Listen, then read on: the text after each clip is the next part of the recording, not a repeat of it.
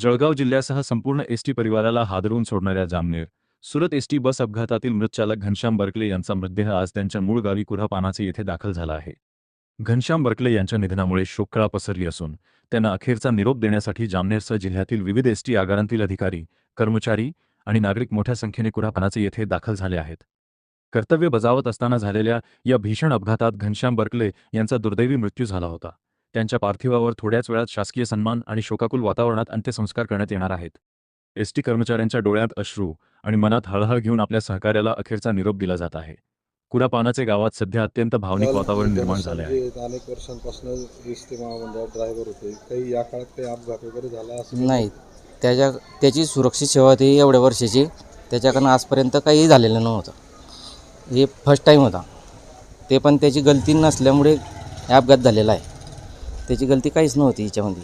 समोरची गाडी आली, तिकडनं आली, हा त्याच्या साईडला होता, गाडी रॉंग साईडला आली, अपघात झाला. चूक नसताना जीव गमवावा लागला त्यांना. हां, त्यांची काहीच गलती नसताना जीव गमवावा लागला. काहीच गलती नव्हती त्यांची.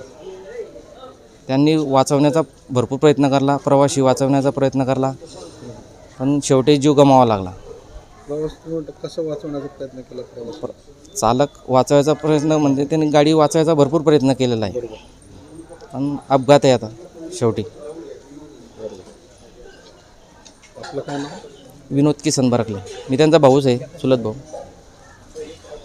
ताई, काय सांगाल? घनश्यामजी दुर्दैवी मृत्यू झाला आहे, तुम्ही त्यांच्या शेजारी राहतात, काय प्रतिक्रिया आहे तुमच्यासाठी? घनश्याम राघव बर्कले यांचा मृत्यू झालेला आहे. हे सुद्धा एकदम चांगले होते दादा. गलीमध्ये सुद्धा कधीच कोणाची वाट केला आणि काही नाही. स्वभाव एकदम चांगला होता. तुम्हाला कसं कळलं तुमचं? कारण माझ्याशी बोलत होते ते येता जाता. ड्युटीवर जाताना मी बोलत राहायचे त्यांच्याशी. कोणती ड्युटी आहे, आज काय आहे, असं बोलायची मी त्यांच्याशी. एकदम स्वभाव चांगला होता. कधीच काही कोणाशी काही भांडण नाही, कधीच काही नाही. तुम्हाला कसं माहिती झालं? आम्ही त्यांच्या शेजारी राहतो ना. आणि माझ्या दाराहून ते वापरत होते नेहमी.